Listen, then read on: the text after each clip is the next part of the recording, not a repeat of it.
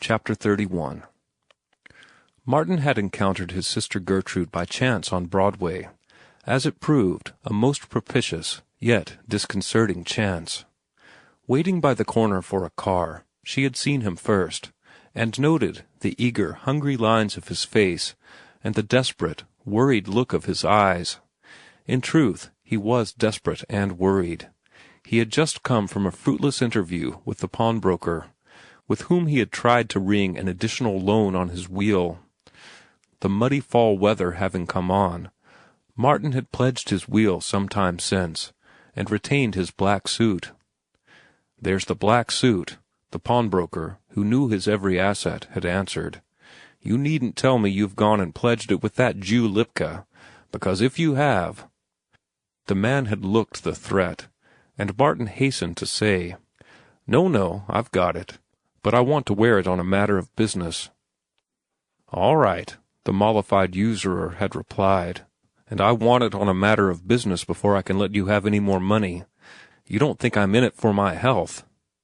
"But it's a $40 wheel, in good condition," Martin had argued. "And you've only let me have $7 on it." "No, not even 7, 6.25.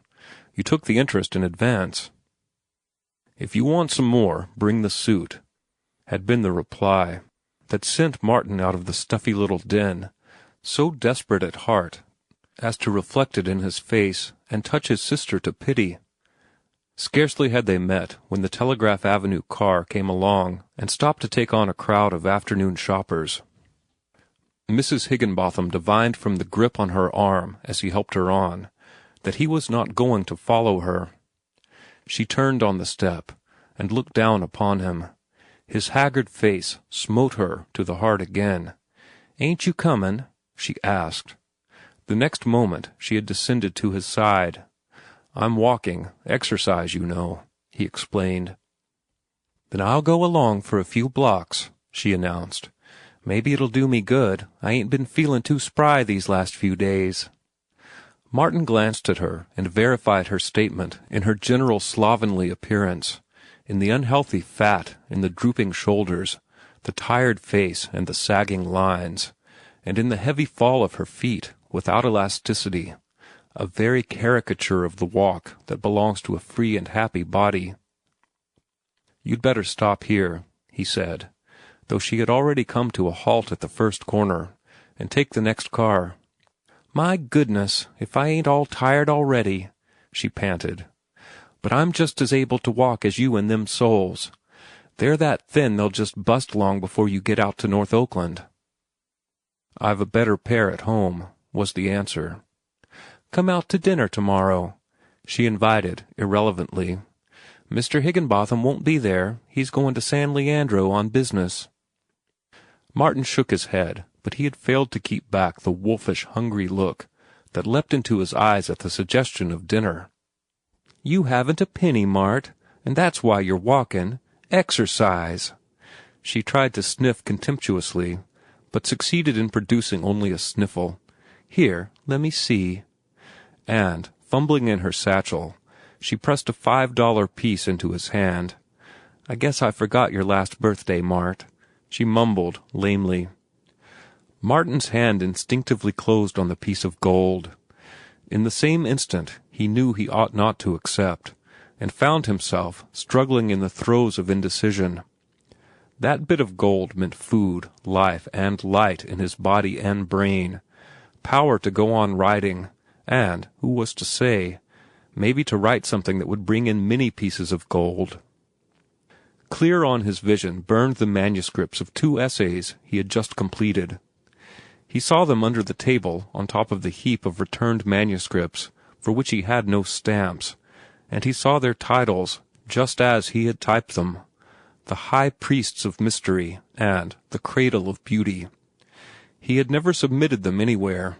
They were as good as anything he had done in that line. If only he had stamps for them. Then the certitude of his ultimate success rose up in him, an able ally of hunger, and with a quick movement he slipped the coin into his pocket. "I'll pay you back, Gertrude, 100 times over," he gulped out, his throat painfully contracted, and in his eyes a swift hint of moisture. "Mark my words," he cried with abrupt positiveness.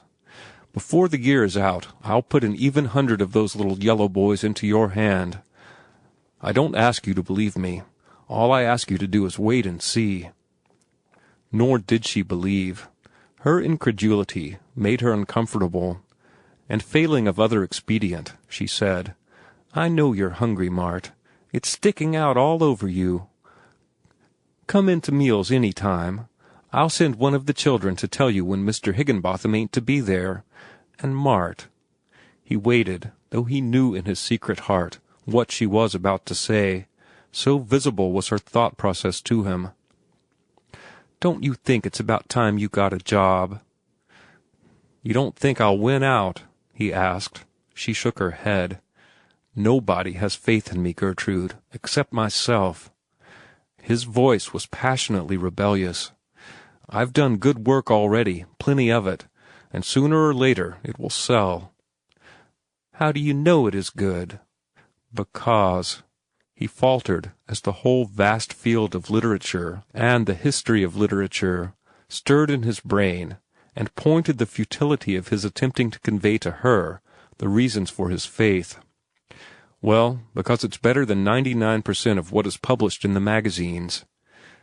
"I wished you'd listen to reason," she answered feebly, but with unwavering belief in the correctness of her diagnosis of what was ailing him. "I wish you'd listen to reason," she repeated, "and come to dinner tomorrow." After Martin had helped her on the car, he hurried to the post office and invested 3 of the $5 in stamps. And when, later in the day, on the way to the Morse home, he stopped in at the post office to weigh a large number of long, bulky envelopes, he affixed to them all the stamps, save 3 of the 2-cent denomination. It proved a momentous night for Martin, for after dinner he met Russ Brissenden. How he chanced to come there, whose friend he was, or what acquaintance brought him, Martin did not know. Nor had he the curiosity to inquire about him of Ruth. In short, Brissenden struck Martin as anemic and feather-brained, and was promptly dismissed from his mind. An hour later he decided that Brissenden was a bore as well. What of the way he prowled about from one room to another, staring at the pictures or poking his nose into books and magazines he picked up from the table or drew from the shelves? Though a stranger in the house, he finally isolated himself in the midst of the company, huddling into a capacious Morris chair and reading steadily from a thin volume he had drawn from his pocket. As he read, he abstractedly ran his fingers with a caressing movement through his hair.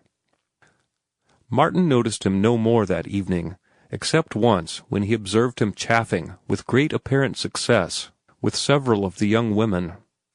It chanced that when Martin was leaving, he overtook Brissenden already half down the walk to the street. "Hello, is that you?" Martin said. The other replied with an ungracious grunt, but swung alongside. Martin made no further attempt at conversation, and for several blocks unbroken silence lay between them. Pompous old ass! The suddenness and the virulence of the exclamation startled Martin. He felt amused, and at the same time was aware of a growing dislike for the other. "What do you go to such a place for?" was abruptly flung at him, after another block of silence. "Why do you?" Martin countered.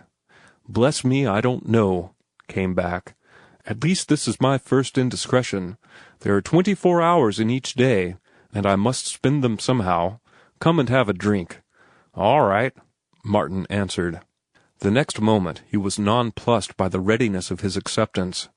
At home was several hours' hack work waiting for him before he went to bed, and after he went to bed there was a volume of Weissman waiting for him, to say nothing of Herbert Spencer's autobiography, which was as replete for him with romance as any thrilling novel. Why should he waste any time with this man he did not like? Was his thought. And yet it was not so much the man nor the drink as it was what was associated with the drink, the bright lights, the mirrors, and dazzling array of glasses, the warm and glowing faces, and the resonant hum of the voices of men. That was it. It was the voices of men, optimistic men, men who breathed success and spent their money for drinks like men. He was lonely. That was what was the matter with him.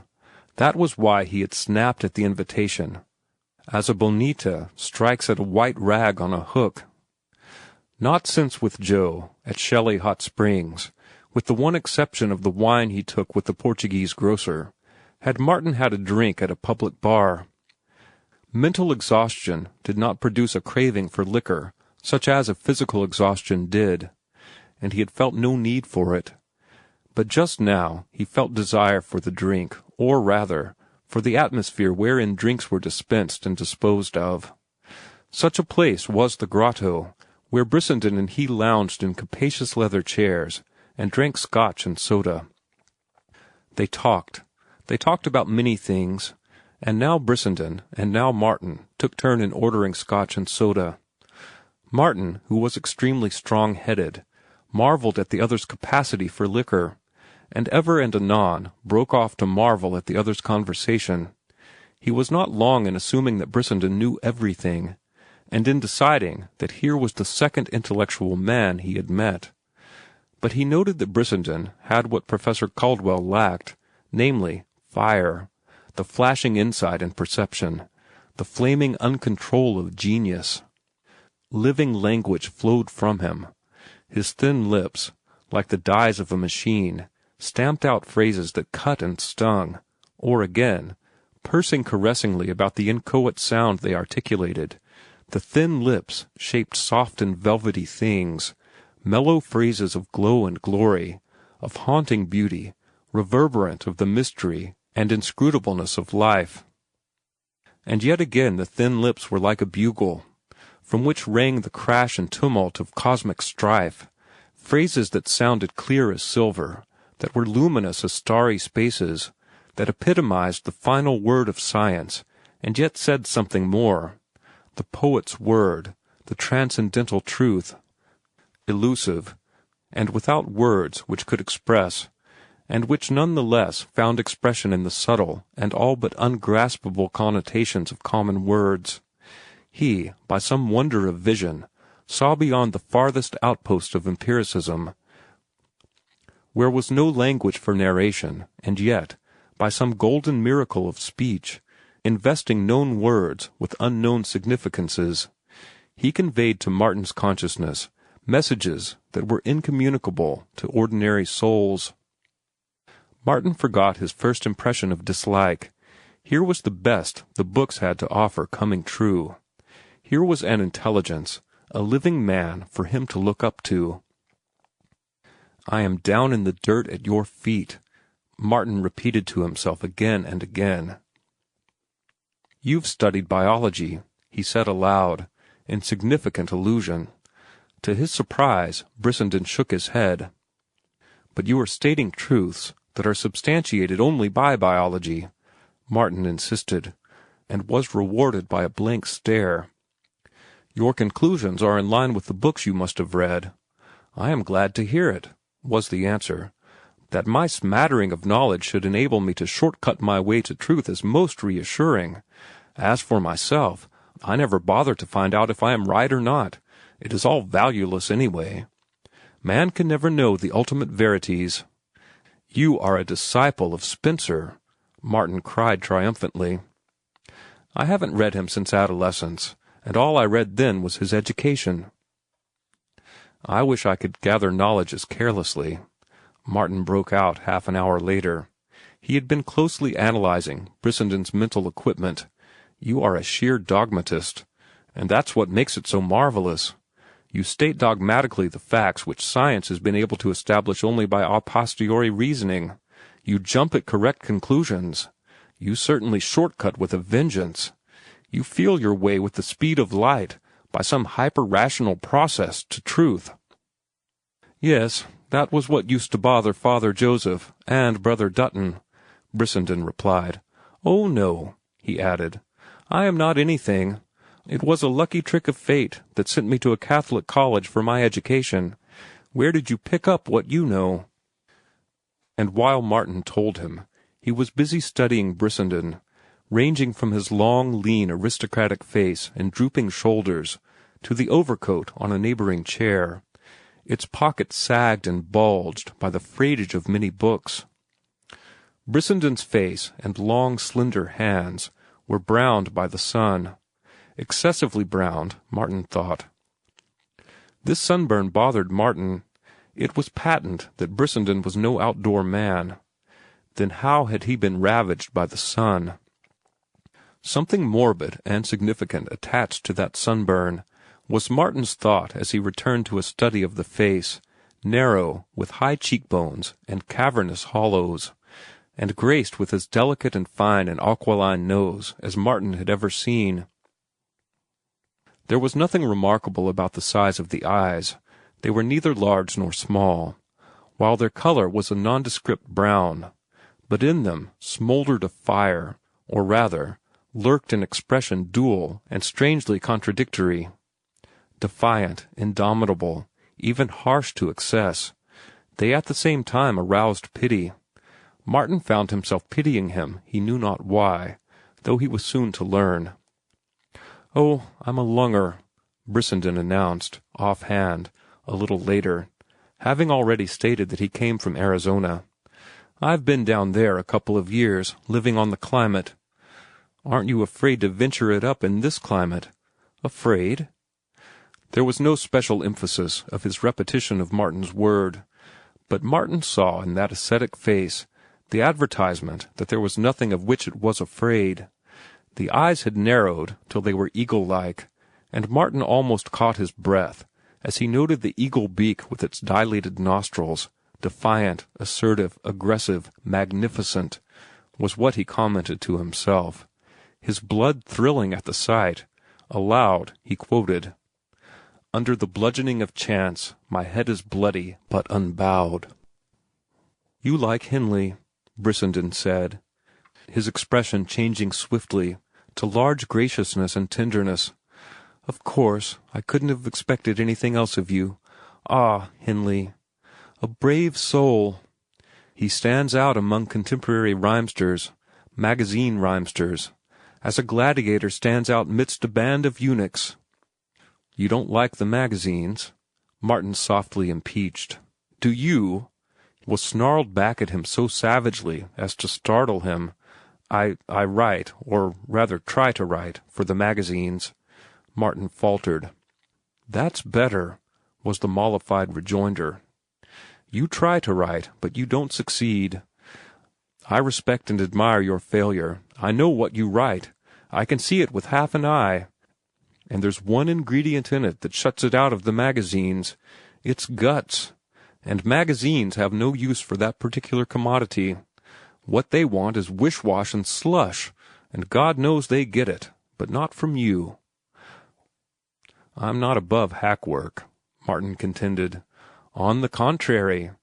Brissenden paused and ran an insolent eye over Martin's objective poverty, passing from the well-worn tie and the saw-edged collar to the shiny sleeves of the coat, and on to the slight fray of one cuff, winding up and dwelling on Martin's sunken cheeks. "On the contrary, hack work is above you, so far above you that you can never hope to rise to it. Why, man, I could insult you by asking you to have something to eat." Martin felt the heat in his face of the involuntary blood, and Brissenden laughed triumphantly. "A full man is not insulted by such an invitation," he concluded. "You are a devil," Martin cried irritably. "Anyway, I didn't ask you." "You didn't dare." "Oh, I don't know about that. I invite you now."